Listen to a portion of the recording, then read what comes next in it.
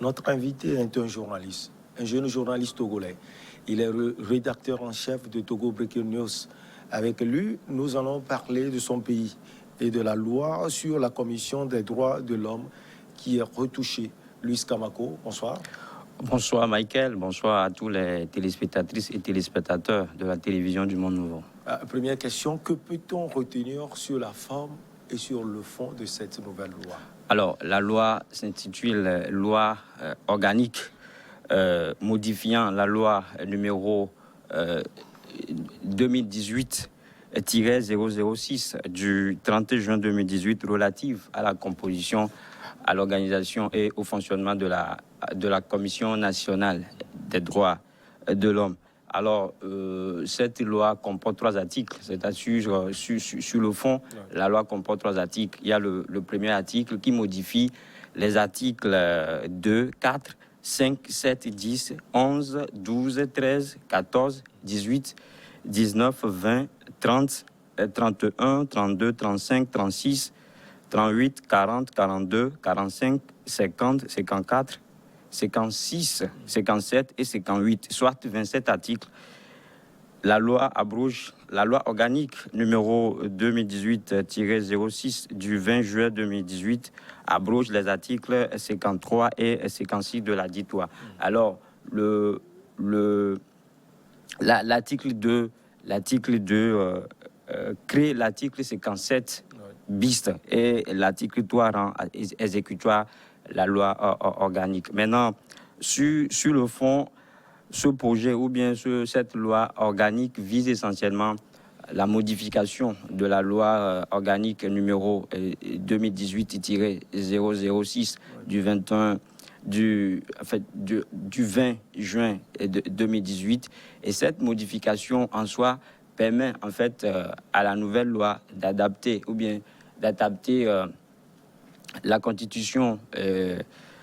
Je disais tout à l'heure que cette nouvelle loi permet la modification de cette loi permet d'adopter la nouvelle Constitution aux nouvelles exigences internationales en matière de protection des droits de l'homme et aussi d'actualiser en fait le texte qui régit la composition, l'organisation et le fonctionnement de la Constitution nationale du Togo.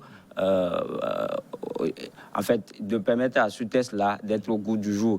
Vous n'êtes pas sans accord. Je disais tout à l'heure qu'il s'agit de permettre, la modification permet en fait d'adapter la loi aux nouvelles exigences internationales en matière de protection des droits de l'homme. Vous n'êtes pas sans savoir que l'avènement de Covid a fait que beaucoup d'États africains ont été dézingués, en fait, dézingués dans la promotion des droits de l'homme. Covid venant, beaucoup d'États africains ne disposant pas d'infrastructures adéquates pour faire face à la maladie, beaucoup ont opté pour ce qu'on appelle état d'urgence sanitaire. Et quand on est dans un état d'urgence sanitaire, ça donne l'autorité à l'État de restreindre un certain nombre de libertés aux citoyens. Et donc, pour la plupart des États, cet état d'urgence a abouti à ce qu'on appelait le couvre-feu. Le couvre-feu que beaucoup de Togolais ont connu pour la première fois. Et malheureusement, dans ce couvre-feu, on a dénoncé pas mal de bavures policières. Les organisations de défense des droits de l'homme ont dénoncé en temps des bavures policières commises sur environ 10 personnes. Et le cas le plus frappant, c'est ce jeune homme-là sur lequel une balle réelle a été tirée à Avedi San City. Je crois que c'est des faits, en réalité, c'est des sujets qui fâchent, mais on est obligé de revenir là-dessus pour pouvoir faire comprendre aux éditeurs de quoi il est question. Donc, c'est de ça il s'agit. Il s'agit justement de modifier cette loi pour répondre, en fait, aux nouvelles exigences internationales en matière de protection de l'homme. Au-delà de ça, en substance, la loi même garantit ou bien rallonge la durée du mandat des membres de la Commission nationale indépendante. Cette durée ou bien ce mandat qui est jugé trop court pour la continuité et même le délai de renouvellement de ces membres. Désormais, les membres de la Commission nationale des droits de l'homme sont élus pour 3 ans, renouvelable une seule fois, contrairement au test initial qui prévoit, qui disait qu'ils sont élus pour 2 ans, renouvelables 3 fois d'affilée. Donc la loi également confère à la Commission nationale des droits de l'homme de nouvelles dispositions relatives à la protection des droits des défenseurs de l'homme eux-mêmes. En somme, il s'agit juste de renforcer cette institution-là pour qu'il fasse bien son boulot, qui est de protéger et promouvoir les droits de l'homme au Togo. Alors, Louis Kamako, au regard de l'importance des modifications contenues dans ce nouveau texte, pourquoi n'avoir pas opté plutôt pour une refonte de la loi numéro 2018-006 du 6 juin 2018, selon vous? Oui, ça c'est la question. C'est une question très pertinente parce que tout à l'heure, je disais que 27 articles ont été modifiés. Et maintenant, pour le commun des mortels, on dirait que le bon sens aurait voulu qu'il y aurait forcément une refonte. Et quand on parle de refonte, il s'agit de remettre le compteur à zéro. Et pour les décrinologues, ils vous diront que cette loi a été vidée de sa substance. Mais au-delà, je pense que cette refonte-là de la loi dont vous parlez aurait pour conséquence, selon les principes de Paris, la création d'une nouvelle constitution, ce qui fera que l'institution va perdre en fait toute antériorité, en fait perdra toute antériorité et va perdre également la trentaine d'expérience qu'elle comporte dans son existence. N'oubliez pas que la Commission nationale des droits de l'homme au Togo est instituée depuis 1987. Si mes calculs sont bons, ça doit être 34 ans d'existence. Maintenant, quand on parle de la refonte, ça veut dire qu'on revient à zéro, on met le compteur à zéro, on aura la création d'une nouvelle commission et il n'y aura pas d'expérience. Aujourd'hui, ce qui compte pour les autorités ou bien ce qui compte pour l'Assemblée nationale qui a fait passer ce test de loi, c'est qui est ce qu'on appelle la continuité. C'est qui est, on arrive à respecter ce qu'on appelle tisser la nouvelle corde de l'ancienne. C'est pour cela que la refonte n'a pas été jugée nécessaire. Alors, l'une des innovations de la loi organique est l'introduction de la parité homme-femme, il faut le préciser, dans la composition des membres de la commission. Qui de la jeunesse? Oui, la jeunesse, justement. C'est-à-dire que quand vous prenez même le Parlement qui a voté cette loi aujourd'hui, vous allez vous rendre compte qu'il y a eu la promotion de la jeunesse. On veut pousser les jeunes, en fait, à faire de la politique, pas seulement à faire de la politique, mais à s'intéresser à la chose publique, à s'intéresser à ce qu'on appelle public. On veut donner le pouvoir aux jeunes générations. Et donc, dans le présent, ou bien dans la présente loi également, les députés ont exigé qu'un quota soit réservé en fait à la jeunesse. Donc, ce qui veut dire que lors de la nouvelle ou bien de la prochaine élection des membres de la commission, les jeunes seront privilégiés. Vous n'êtes pas sans savoir que l'actuelle équipe est presque arrivée à terme de son mandat. Donc, la candidature sera lancée bientôt par le Parlement. Et que dans le dossier, il y aura une attention particulière qui sera accordée en fait aux candidatures juvéniles. Alors, qu'est-ce que cela peut apporter concrètement, non seulement pour la jeunesse, Louis Kamako, mais surtout pour la tranche juvénile? Oui, pour la tranche juvénile, je le disais tout à l'heure, l'idée, en fait, c'est de les amener, en fait, de les amener à s'intéresser à la chose publique. Aujourd'hui, beaucoup d'États ont conscience que la nouvelle génération a du talent, a du point. Il va falloir qu'on leur donne du pouvoir. Et donc, quand on leur donne du pouvoir, il doit être également présent dans les instances dirigeantes de l'État. Il doit être présent dans les institutions étatiques. Donc, je pense que c'est ce que le Parlement a accompli. Et aujourd'hui, on veut peut-être commencer par la CNDH. Même quand vous voyez le Parlement aujourd'hui dans sa constitution, le plus jeune député, il a 28 ans. Il a 28 ans. C'était l'âge qu'il avait quand le Parlement avait effectué sa rentrée parlementaire il y a de cela 2 ans. Donc, je pense qu'aujourd'hui, on est dans cette dynamique-là. On veut promouvoir les jeunes. On veut les pousser à prendre le devant. On veut les pousser, en fait, à s'intéresser à ce qu'on appelle la chose politique. Alors, chers confrères, qu'est-ce qui distingue les missions de la CNDH à celles de la société civile? Exactement. Dans la base, on se rend compte que la CNDH, la Commission nationale des droits de l'homme, et les organisations de la société civile font presque le même boulot ou bien mènent presque la même activité sur le terrain. Et surtout que vous avez des organisations de la société civile qui sont des organisations thématiques, nous disons tout à l'heure que la CNDH, c'est la promotion et la protection des droits de l'homme. Quand vous prenez, par exemple, une organisation comme le CACIT, Collectif des associations contre l'impunité au Togo, c'est une organisation thématique qui s'occupe justement de l'impunité, parce que l'acronyme même, ou bien le sigle même en dit long. Vous prenez par exemple, quand vous allez par exemple dans la défense ou bien de ce qu'on appelle la dénonciation des actes de torture, vous pouvez voir la CAT. Vous avez une organisation comme le SAD qui s'occupe de la protection ou bien de la promotion des droits des employés et des ouvriers, surtout dans la zone minière. Je pense que c'est la même chose que fait la CNDH, mais le distinguo, c'est que la CNDH a un droit constitutionnel. La CNDH, l'institution de la CNDH est reconnue ou bien est demandée par l'État togolais. Donc, l'institution a un droit constitutionnel. Non seulement ça, elle bénéficie des appuis, elle bénéficie de l'appui de l'État. Et donc, quand vous bénéficiez de l'appui de l'État, vous avez un pouvoir, vous avez des prérogatives que vous n'avez pas. Et donc, en le faisant, sa manière ou bien sa méthodologie de travail diffère de celle des organisations de la société civile. Donc, je dirais même que la CNDH, c'est la mère de toutes les organisations de la société civile. La CNDH a le pouvoir de se saisir, par exemple, d'un dossier. Et la CNDH, par exemple, a le pouvoir d'interpeller le procureur de la République sur un sujet. Vous n'êtes pas sans savoir que tout récemment, lors également de l'état d'urgence sanitaire, il y avait eu des bravures policières qui ont été commises. Oui. La CNDH s'est saisie d'un certain nombre de dossiers. C'est de ça qu'il s'agit. Or, pour la société civile, ça va être difficile pour elle. Et que par moment, on se rend compte que leur rôle ne se limite qu'à la publication, à la diffusion des communiqués.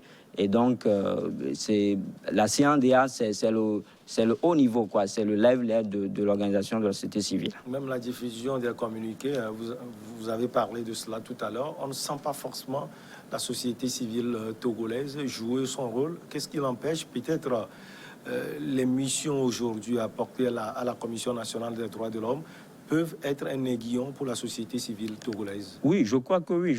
Et puis tout à l'heure, je le disais que la loi même confère des attributions, de nouvelles attributions à la CNDH en matière de protection des acteurs de la société civile même. C'est-à-dire qu'on se rend compte que les organisateurs de la société civile poussent comme des champions dans nos pays.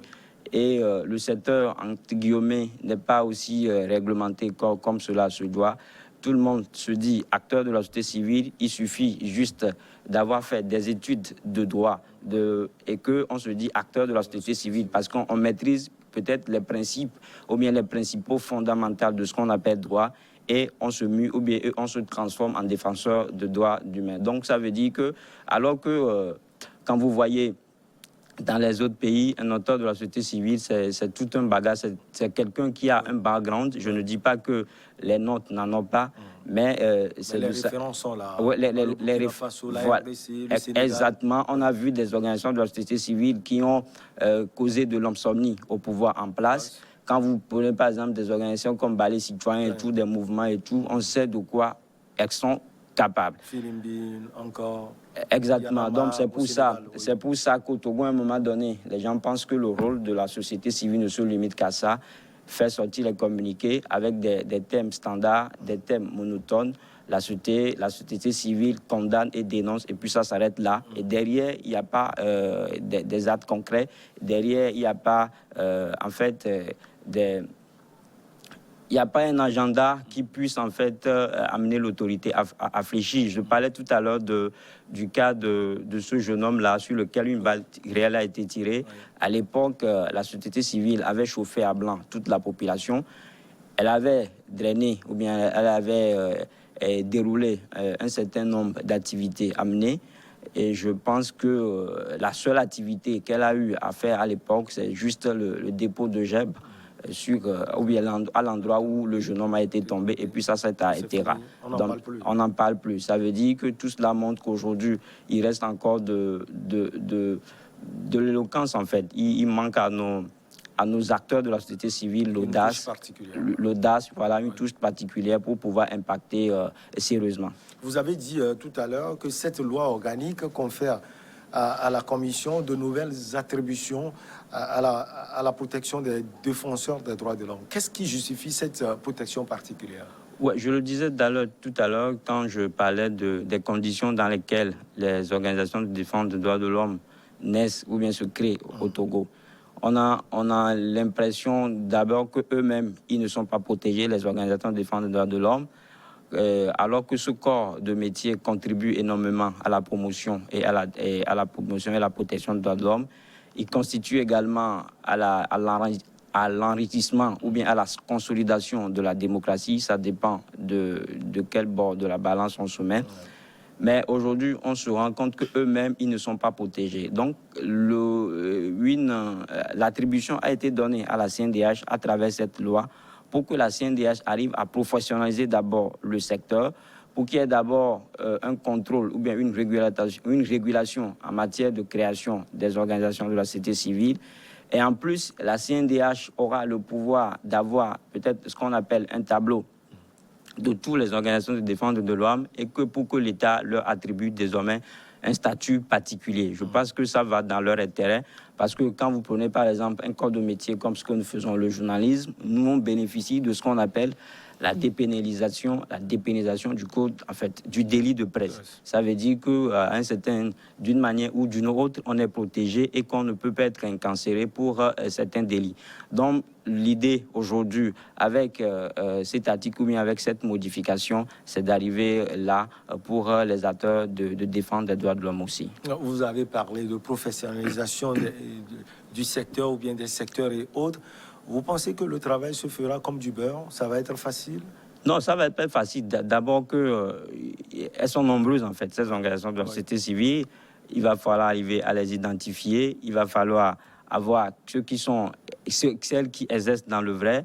Il va falloir d'abord savoir celles qui sont légalement constituées. Et on fera indubitablement des mécontents. Bien sûr qu'on fera des mécontents et malheureusement, on sera obligé d'en arriver là parce qu'il s'agit justement de professionnaliser le secteur, comme je le disais tout à l'heure. On voulait juste séparer le faux du vrai. On veut aller à l'essentiel. On veut aujourd'hui que quand on parle des acteurs de défense des droits de l'homme, que ça soit des gens respectés et respectables et que dorénavant, n'importe quel kidam ne se lève pour dire « je suis défenseur des droits de l'homme » et commence par, embêter qui de droit.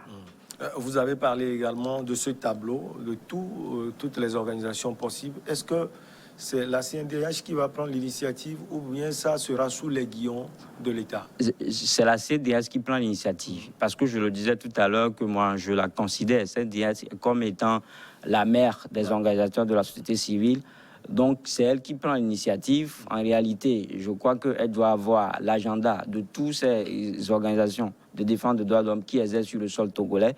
Donc, aujourd'hui, il lui serait facile, en fait, de les identifier. C'est-à-dire qu'il semble qu'il s'agit, en fait, de créer un répertoire pour ces organisations-là. Quand on parle peut-être de SAD, quand on parle de ACAD, quand on parle de LCT, il faut que l'État, il faut que les citoyens savent qui, en fait, pilote ce genre d'organisation. Donc, c'est de ça qu'il s'agit. Et je pense qu'à mon avis, que la seule institution, ou bien la seule institution habilitée à le faire, c'est justement la CNDH. Donc, c'est elle qui va prendre ce devoir-là. Le boulot lui revient. C'est elle qui fera ce boulot, ce travail sur le terrain. Et après, elle soumettra la liste à l'État qui va peut-être voir quel statut adopter désormais pour les organisateurs de défense des droits de l'homme au Togo. Vous ne craignez pas la manipulation d'une main étrangère de l'État peut-être? Non, mais étrangère, je ne vois pas. Parce que quand on le dit, c'est comme si on est en train de politiser. Ouais, nous sommes sur un terrain purement social. Ça n'a rien à voir avec la politique. C'est vrai qu'aujourd'hui, les organisations de société civile au Togo ont tous une connotation. Ouais, il y a des organisations de la société civile qui sont proches du pouvoir et il y en a d'autres également qui sont proches de l'opposition. On connaît à peu près la position de toute chacune, mais je pense qu'aujourd'hui, on veut aller dans l'intérêt de tout le monde parce qu'on parle de la promotion, de la protection. Quand le dernier rapport de Liberté Freedom est tombé, quand le Togo est reculé de 10 places, ça n'a pas été seulement... L'État togolais n'a pas été le seul à être indexé, mais c'est toute la classe en fait, c'est toute la classe de l'organisation de la société civile qui a été indexée. Donc aujourd'hui, je ne pense pas qu'on va essayer de faire un tri, je ne pense pas qu'on va essayer de dire ceux-là ou bien celles-là sont pour l'opposition, celles-là sont pour le pouvoir et qu'on va les mettre de l'autre côté, mais plutôt arriver peut-être à avoir tout ce monde-là ensemble. Parce que si on les met de côté, elles vont continuer par exercer d'une manière ou de façon légale. Parce que la nouvelle loi, même en question, n'exige pas ou bien ne stipule pas la fermeture d'une organisation de la société civile. Donc l'essentiel aujourd'hui, c'est de les avoir à ses côtés. L'essentiel pour la CNDH, c'est d'avoir toutes ces organisations à ses côtés pour pouvoir les contrôler et les régulariser. Donc le fait pour elle de vouloir peut-être partager la poire en deux, laisser d'autres organisations de la société civile, si elle le fait comme telle, donc elle est en train de fausser le débat. Que dit le nouveau texte sur le déploiement des antennes régionales de la Commission nationale des droits de l'homme, Luis Camacho? Voilà, à l'heure de l'équipe actuelle qui est dirigée par Napa Polo, la commission disposait de 4 antennes. Mais en 2019, il y a une autre antenne qui a été instituée et rendue opérationnelle à Kpalimé.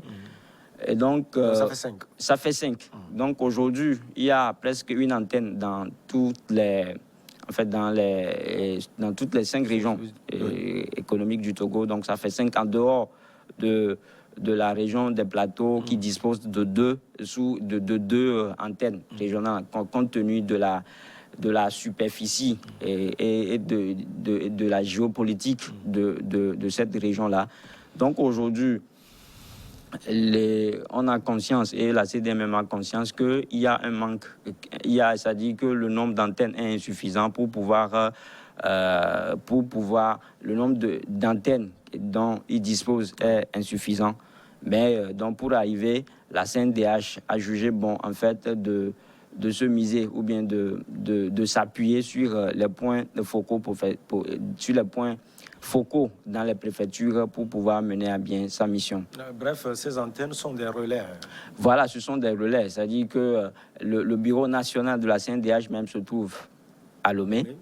Et donc, on a des antennes ou bien des relais, comme tu le dis, comme vous le dites, dans les 5 régions. Donc, ça veut dire qu'il y a une coordination qui se fait, le travail se fait de la même manière. Ce qui se fait à Lomé se fait également dans l'antenne, ou bien dans l'antenne de Kpalimé, et se fait également dans l'antenne de Kara. Donc, c'est un travail d'équipe qui se fait par télépathie. Est-ce que dans ces régions, on note également, vous êtes journaliste, on note également des choses qui se passent et qui sont cachées? C'est bien sûr l'objectif de la création de ces antennes. Oui, bien, c'est-à-dire que les membres de la SCADH, que moi, ils n'ont pas le don d'ubiquité. C'est-à-dire, ils ne peuvent pas être à Lomé et en même temps à Sokodé ou bien à Dapan au même moment. Donc, c'est pour ça. C'est ce qui rend en fait plus efficace toute organisation. Et donc, la CNDH est dans ce rôle aujourd'hui. Quand vous dites que, est-ce qu'il y a une violation, est-ce qu'on constate la violation des droits humains dans cette localité, je vous réponds par l'affirmatif. Parce que la violation des droits de l'homme, elle est un peu partout. Quand on parle de protection des droits de l'homme, c'est-à-dire que une maman ou bien un papa qui se met, par exemple, à rouer son enfant ou bien à rouer son enfant de coups de façon exagérée, c'est déjà une violation des droits de l'homme, parce que dans l'agenda de la CNDH, il y a ce qu'on appelle également la protection des droits de l'enfant. Il y a eu la charte, la charte africaine des droits de l'enfant, dont l'institution a même revisité la dernière fois à l'occasion de la journée mondiale du droit de l'enfant. Il y a tout ça. Donc, quand vous voyez comment est-ce que les enfants sont peut-être traités dans les coins et reculés, vous allez juste vous rendre compte qu'il y a vraiment violation des droits de l'homme n'importe où et n'importe quand. Luis Camacho, je reviens un peu sur la question de la société civile. une question qui est venue un peu à mon esprit ainsi. On l'a déjà dit, on a vu le rôle joué par les sociétés civiles au Burkina Faso, le balai citoyen. On a vu Filimbine également en République démocratique du Congo, sans oublier Yanama au Sénégal. Et ces sociétés civiles ont tout fait pour faire tomber les pouvoirs en place. Forcément que ce ne sera pas le rôle de la société civile au Togo, mais comment faire au Togo pour dépolitiser véritablement cette société civile? D'abord, pour les Pour dépolitiser... donner une certaine puissance à cette société civile. Où est-ce que moi je pense? C'est-à-dire que je ne suis pas là pour leur donner des leçons, mais ce que je pense, il va falloir que ces organisations de la société civile arrivent à se démarquer de la politique. C'est-à-dire que, on le dit, la neutralité n'a jamais été de ce monde. Et là, on est plus écouté. Oui, mais quand tu prends position, tu n'es pas obligé de l'affirmer publiquement. J'ai malheureusement écouté des acteurs de la société civile qui ont dit dans ce pays qu'ils sont même prêts à être appelés des activistes de l'opposition. Et quand vous dites ça, et quand c'est comme ça dit qu'à la base, vous faussez tout. Toutes les déclarations que vous allez à faire, toutes les prises d'opposition, tout le monde sait d'avance que vous roulez pour quelqu'un. Et donc, quand c'est comme ça, le débat est faux. Donc, il va falloir que tout soit neutre. De la neutralité, il peut fédérer les énergies, il peut fédérer les actions. Quand vous avez cité tout à l'heure les organisations de la société civile de Burkina, du Sénégal, c'est des gens qui, à un moment donné, en fait, qui tout le temps s'asseyent et parlent d'une même voix. Ce n'est pas le cas chez nous. Je l'ai dit tout à l'heure qu'il y a deux catégories d'organisations de la société civile. Il y en a qui sont pour le pouvoir, il y en a qui sont pour l'opposition, et il y en a d'autres qui font semblant d'être neutres. Et donc, on connaît un peu la connotation de tout le monde. Donc, aujourd'hui, quand vous avez déjà... vous portez le manteau de politique et vous dites que vous êtes défenseur des droits de l'homme, ça fausse le débat. C'est comme un journaliste c'est comme un journaliste qui vient sur un plateau ou bien sur une antenne et commence par défendre un parti politique. Or, c'est pas son rôle. Son rôle, c'est d'être neutre, c'est d'informer, d'éduquer et de sensibiliser. Donc, je pense que avant tout, il faut que nos organisations de la société civile se démarquent totalement de la politique et soient neutres.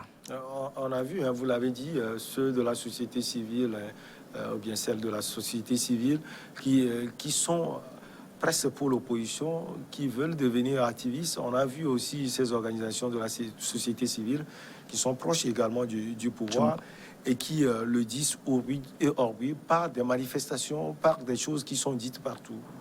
Oui, c'est de bonne guerre. C'est-à-dire que c'est comme ça. Et quand tu le dis, ça me vient à l'idée, cette manifestation-là qui a été organisée en 2017, en pleine crise, il y avait les organisations de la société civile qui ont marché pour l'opposition et il y a également des organisations de la société civile qui ont marché pour le pouvoir. Donc, il y avait de contre-manifestations à l'époque. Ça illustre éloquemment combien de fois notre société civile n'est pas neutre.